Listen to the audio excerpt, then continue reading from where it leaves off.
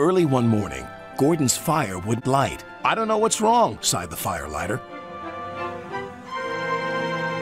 "There must be gremlins about." "What are gremlins?" asked Percy. "I've heard that they're men who play tricks," replied Thomas.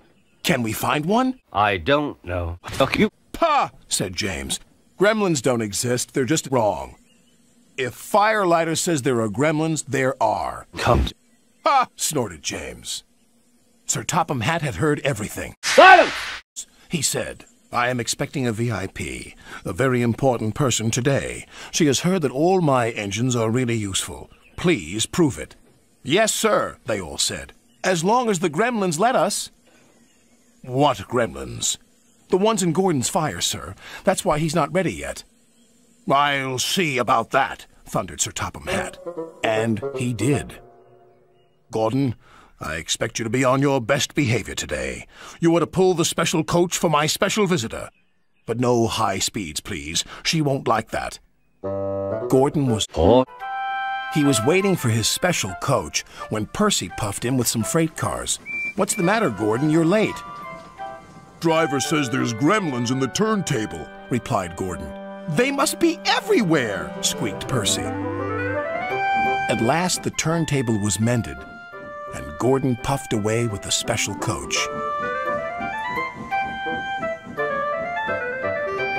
He was soon hard. What the f? After he arrived at the station, Sir Topham Hatt became concerned. "Where's Thomas?" he wondered. "He's supposed to be bringing my visitor from the docks." "Ha, ha, ha, ha, ha," huffed Gordon. "Thomas isn't real." "But it wasn't. I'm sorry. A cow strayed on the line and we had to wait for the farmer to take her away. But driver says your visitor is here safe and sound." "Indeed she is," smiled Sir Topham Hatt. "How nice to see you." "Who is it?" whispered Percy. "I don't know," replied Thomas. "But Sir Topham Hatt is certainly keen to please her." What? "She's got a dog as well," said Percy. "Whoa! Come on, Thomas," said the driver. "You need a drink." "Paw!" puffed Gordon. "Thomas is just a lazy little shit." Gordon's driver decided to make up for lost time. Then there was trouble. "I think we better slow down. This is an old line and could make things uncomfortable for the VIP." And it did. She was taking a bath and the water was slopping all over the place. "Oh!" she cried.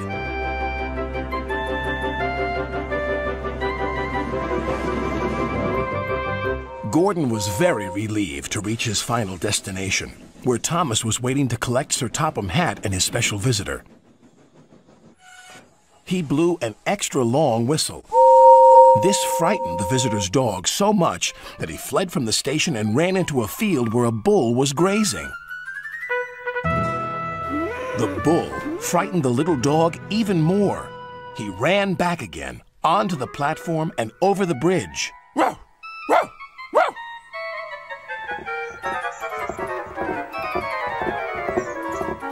He didn't stop until he jumped straight into Thomas's cab.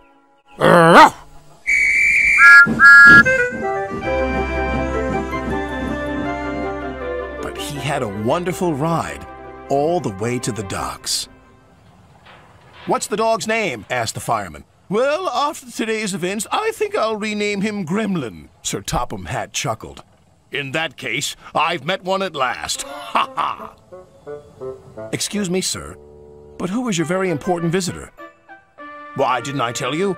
This lady is my mother, and she agrees with me. You are indeed and my mother, of course, is always right."